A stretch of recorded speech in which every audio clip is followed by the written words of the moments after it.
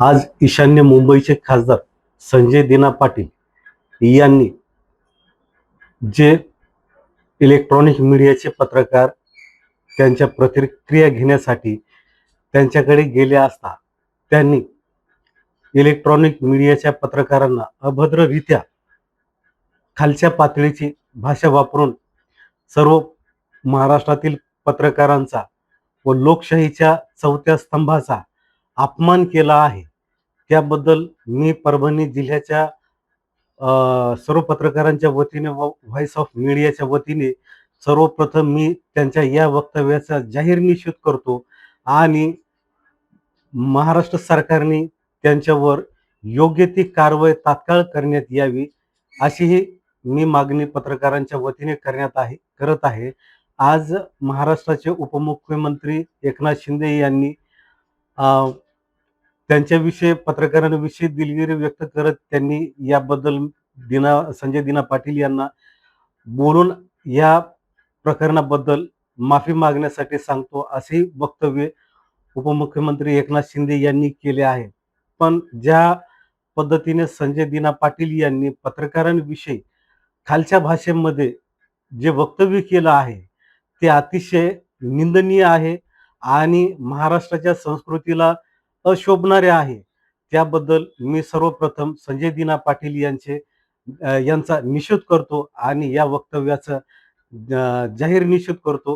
आज संजय दिना पाटलांनी पत्रकारांवर आरेवरीची भाषा करत त्यांना मारून टाकू असं वक्तव्य केलं। त्याबद्दल सर आपण एक पत्रकार आहात, त्याबद्दल आपली प्रतिक्रिया काय संजय दिना पाटलांच्या या वक्तव्याबद्दल?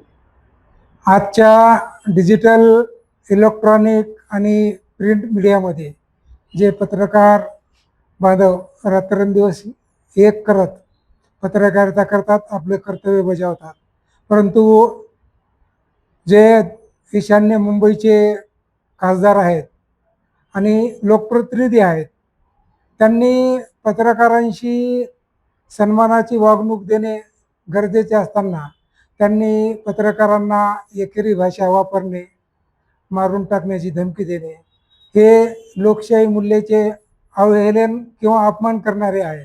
यामुळे निर्भीडपणे पत्रकारिता करताना अशा अनेक अडचणींना पत्रकार अगोदर सामोरे जात असताना राज्याचे मुख्यमंत्री तथा गृहमंत्री माननीय फडणवीस साहेबांनी या प्रकरणाची सखोल चौकशी करून असे बेताल वक्तव्य करणाऱ्या खासदारावर कारवाई करण्यात यावी किंवा या प्रकरणाची चौकशी लावावी आणि पत्रकारिता ही निर्भीडपणे करण्याचा अधिकार हा लोकशाहीस घातक ठरू नये एवढी अपेक्षा करून केलेल्या पत्रकारांच्या अपमानाबद्दल त्यांच्यावर चौकशी होऊन कारवाई होणे गरजेचे आहे।